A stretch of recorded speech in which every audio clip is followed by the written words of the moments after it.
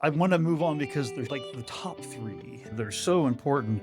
So another one that came out that you live with every single day too. Number two challenge that the C-suite executives voiced was a lack of deep understanding of the voice of the customer. And part of the reason why it came out as the number two is that by having a sales function and a customer success function and product talking to customers, that we're talking to them, that those aren't siloed and that somehow they magically roll up and it's the true understanding.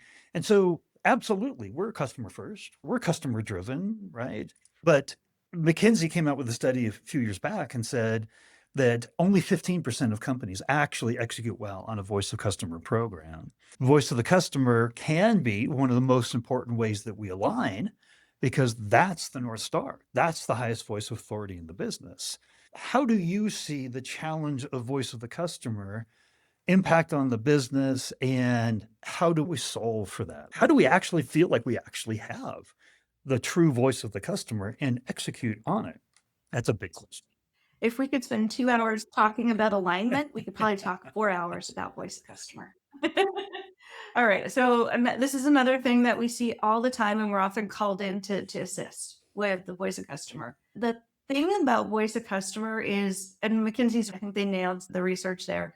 It's often done as a research project by a group that is the most disconnected from the strategy of the business, right? It's NPS dashboards, it's quick usability studies on one feature because of somebody's pet project, right? It's not a strategic asset that the company can use to drive the overall business approach. Okay, so let me break this down. What I see is four things that the best companies do. The first one is executives own the customer conversation directly. They don't outsource customer conversations to a group in the organization. They're out there talking to the customer, living in and understanding what their customers are experiencing.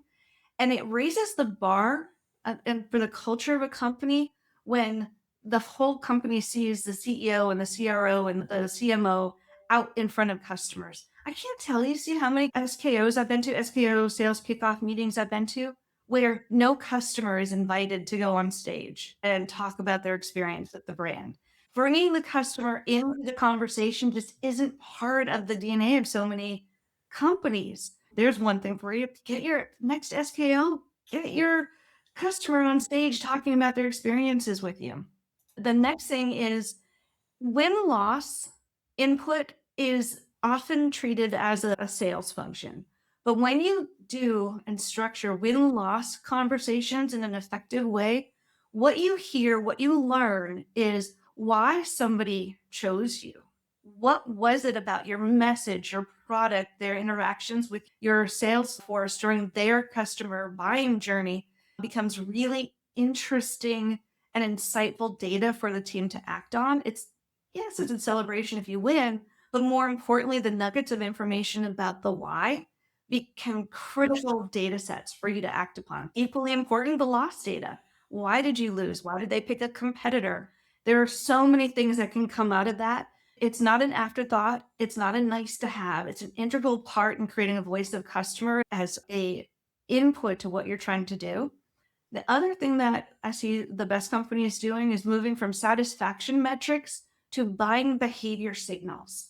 NPS tells you what a customer feels, and it's typically done in the context of a customer interaction with a support ticket of some kind. It doesn't tell you why they expanded their purchases with you, why they churned their purchases with you, and it doesn't tell you how you can actually correlate their experiences to NRR growth, net retention growth. There's something about just moving away from I'm satisfied with you to really understanding their behaviors that changes how voice of customer can drive change in the organization. And then the last thing that I think people need to think about as voice of customer is change as voice of customer as a change management tool.